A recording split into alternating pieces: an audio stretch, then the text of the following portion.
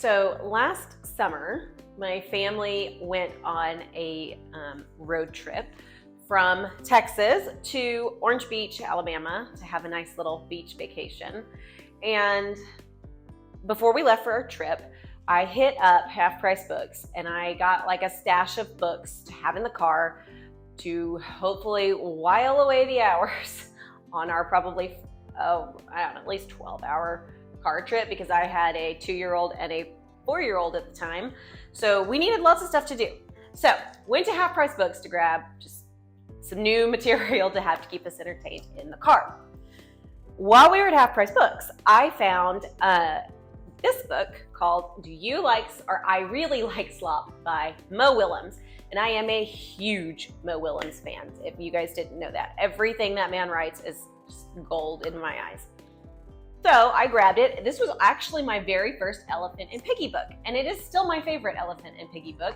So if you're an Elephant and Piggy fan, then you know all about them.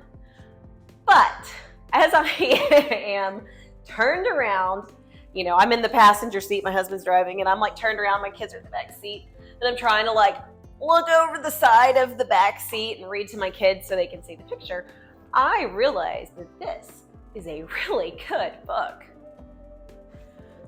This book is so great because it has really simple text, but the pictures are really pretty clear. And the whole context of the book is there's these two friends, Elephant and Piggy.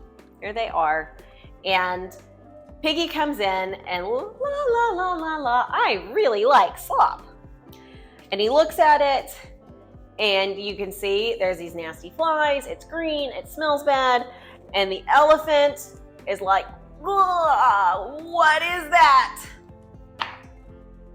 And from there on, this whole book becomes a great way to teach perspective taking. So that is one reason why I like it. This is one of my favorite books to teach perspective taking. So throughout the whole book, he does a really great job of differently depicting the character's nonverbal communication to show, the elephant is like, ew, slop, I'm not sure about this. And the pig is yummy, yummy, yummy, yummy slop. So they're experiencing two different things. They have two different perspectives. So that is why this is one of my favorite books to teach perspective taking in speech therapy. I will link a copy of this in the description if you want to run over and grab your own copy. This is another one of my favorite books to teach perspective taking to my speech therapy students. So this book actually was a recommendation. I don't know if you have one of those teacher friends who whatever they recommend, you're like, oh yeah, I'm gonna do that. I'm gonna be buying that. This was the former first grade teacher at the school I used to work at. Anytime she recommends a book, I buy it now because every one of her recommendations has been gold. Are you ready to see what it is? Okay, it is called Creepy Carrots. It is by Aaron Reynolds, and this is another really fun book to teach perspective taking. So in this book, you have this little boy, his name's Jasper Rabbit, and Jasper Rabbit really likes to eat carrots. And there were these carrots in this field, and he loved to eat these specific carrots in this field. But then one day, the carrots start creeping on him, and they start following him and showing up in all kinds of weird places. And I'm not gonna read the end of the book for you to spoil the fun ending, but I will say this is a really fun book to target perspective taking because, no, I'm not gonna do it. I'm not gonna spoil the ending. You're just gonna have to read it yourself and just trust me that it's really good.